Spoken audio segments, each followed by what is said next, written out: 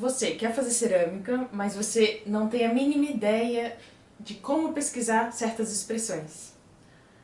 Hoje você vai descobrir tudo. Acompanha aqui, espero que vocês curtam.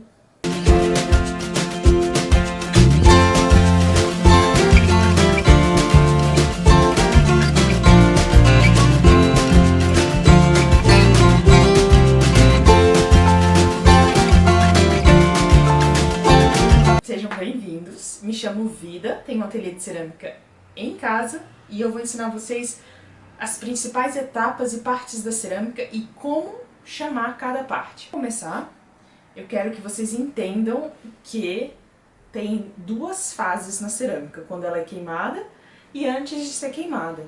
Então, cada etapa de secagem e cada etapa de queima vai ter um nome diferente. Como vocês podem ver, eu anotei tudo. Já vai tirar um print aqui da tela. Então, quando você entende cada etapa de secagem, você consegue pesquisar melhor qual assunto você precisa para fazer a sua técnica. Isso é muito legal, porque a gente vai ver uma por uma hoje.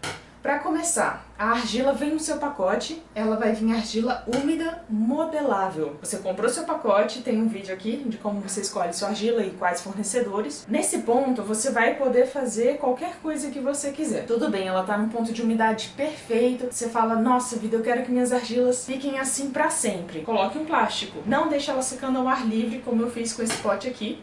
Mas é só para vocês verem o ponto da argila. Todas essas argilas são exatamente a mesma argila, branca da Resende. Só que eu coloquei aqui em etapas diferentes para vocês verem. Então, a argila modelável, ela na verdade não tá aqui. Ela vem dentro do saco e ela está molinha. Já fechei meu saco ali para não secar ela. Então, a sua argila vai vir nesse ponto. Você aperta e ela não racha. Isso quer dizer que ela tá ótima para você modelar. Claro, cada etapa da sua argila vai ter uma técnica diferente que você vai poder fazer. Então tá bom, modelável. Você formou sua peça. Nossa, gostei, muito perfeito como ela ficou. Deixei secando. Espera que minha vareta caiu. Deixei secando algumas horas. No caso, essa peça ficou do dia pra noite secando na prateleira aberta. E ela ficou em ponto de couro. Por que a gente chama assim? É um ponto que você vai conseguir fazer modificações nela, mas você não vai poder mexer muito. Então, o que é o ponto de couro? Você consegue segurar e ela não está deformando facilmente. Estou aplicando pouca pressão. Só que tem uma diferença. Tem ponto de couro úmido e ponto de couro seco. Ponto de couro úmido, você vai conseguir tirar uma lasca como se fosse um chocolate ao leite, que você vai tirar raspar com a faca. Olha, acabei de passar minha unha e ela ficou uma marca aqui. Isso quer dizer que ela tá entre o ponto de couro úmido e seco, porque foi fácil de tirar, mas ao mesmo tempo não foi tão fácil. Então é isso. Você vai querer, para colocar a alça, por exemplo, na sua caneca, que sua base da caneca esteja em ponto de couro um pouco mais úmido. Tem ceramistas que variam, né? Tem ceramistas que deixam secar um pouco mais para colocar a alça e outros deixam, como eu deixei aqui, um pouco mais úmido. Nesse ponto de couro, vocês vão poder pintar o seu engobe. O que é o engobe? Nada mais é que sua argila com corante, colorida, com pigmento, com óxido, não importa. Depois eu ensino como faz o engobe.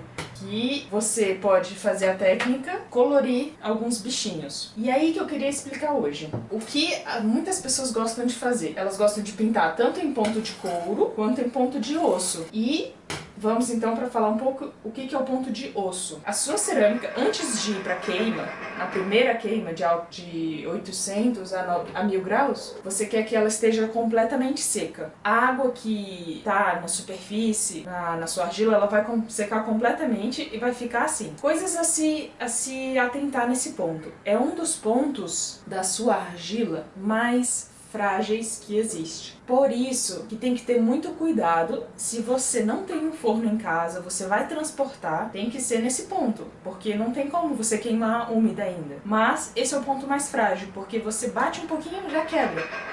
Ainda não tá queimada, então você tem que enrolar bem com um jornal e tal. E por que muita gente gosta de pintar o engobe nesse ponto? Não depois da queima, não em ponto de couro, porque aqui ela tá seca o suficiente para absorver o engobe de uma forma mais uniforme. Ou seja, as cores que você vai depositar aqui com a sua argila colorida vai absorver rápido e ele vai ficar mais bonitinho, mais fácil. Então, por isso que eu gosto de pintar em ponto de osso. E aí a pessoa fala, ah, você já terminou de modelar suas peças? Já tá em ponto de osso?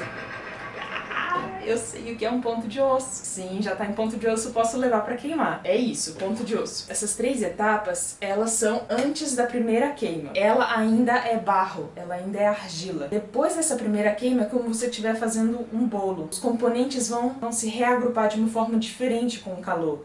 E a gente precisa dessa primeira queima para poder esmaltar. Então vamos lá com calma. Por que se chama queima de biscoito? Porque ela é de mais baixa temperatura e vai transformar suas peças em biscoitos. Ela já não está mais frágil. Ceramistas vão variar de temperatura de 800 a 1000 graus, porque quanto maior a temperatura, mais porosa vai ficar a sua argila. Então eu queimo, por exemplo, a 1000 graus, porque eu gosto que ela fique um pouco menos porosa, não absorva tanto esmalte. Mas depende de cada ceramista, né? Você queimou, vai ficar nessa cor, argila branca.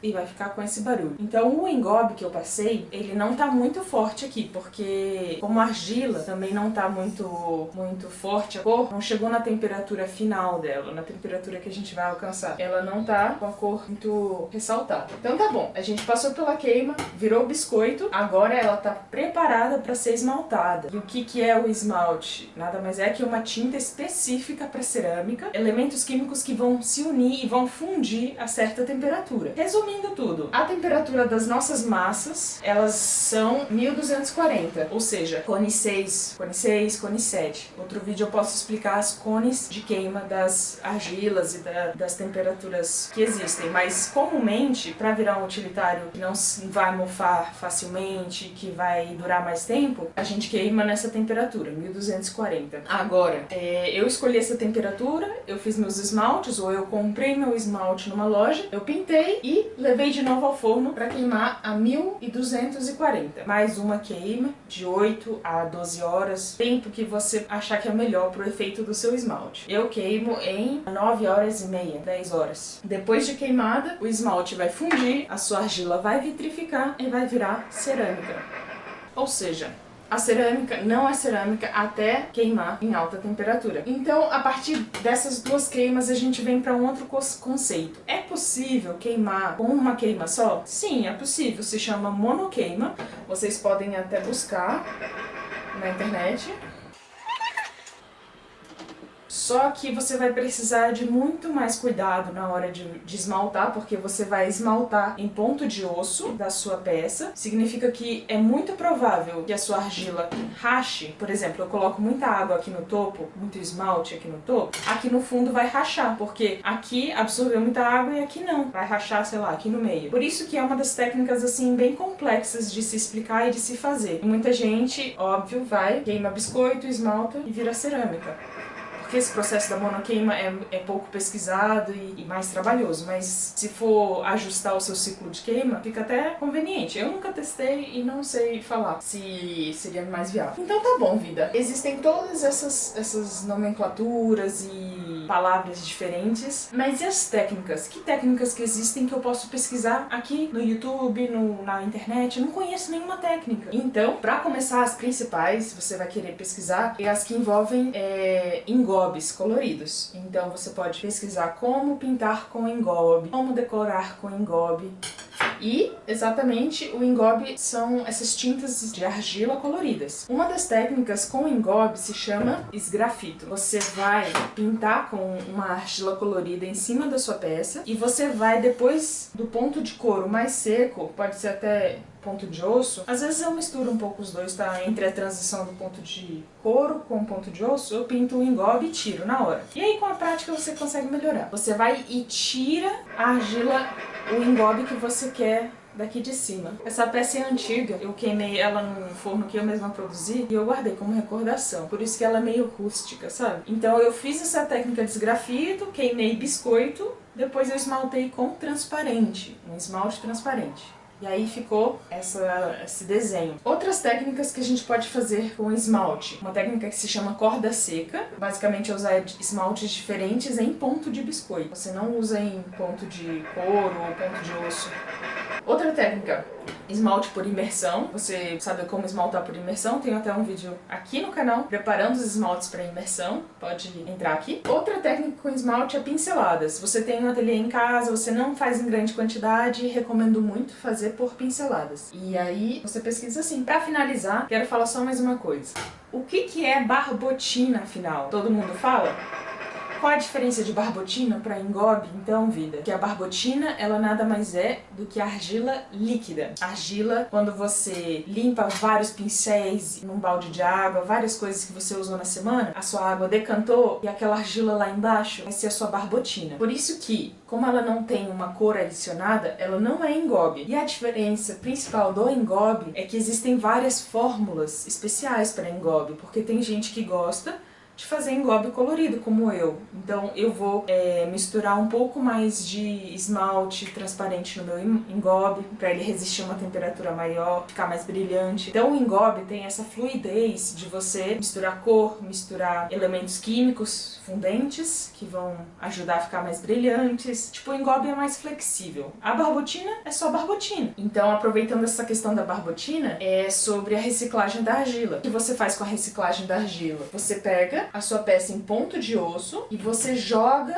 no seu balde que tem barbotina. E isso é muito legal de você olhar o processo inteiro da argila, porque até aqui ela é infinita. Você não vai perder a sua argila. Tipo, você sempre pode mover entre esses processos a sua argila, que ela não vai se perder. Vai durar anos, anos, anos, ela seca, joga água, vira barbotina. Seca um pouco na sua placa de gesso, vira úmida e assim por diante. Quando queima, aí é outra história, já vira um bolo, já vira uma outra coisa, né? Então, é isso. Quando vocês tiverem dúvida, olha esse print e pesquisa a partir disso. Espero em breve postar um vídeo sobre reciclagem de argila e continuar com um pouco da explicação. Obrigada, gente. Espero que tenham gostado. Ai, meu Deus. Não fechei meu pote.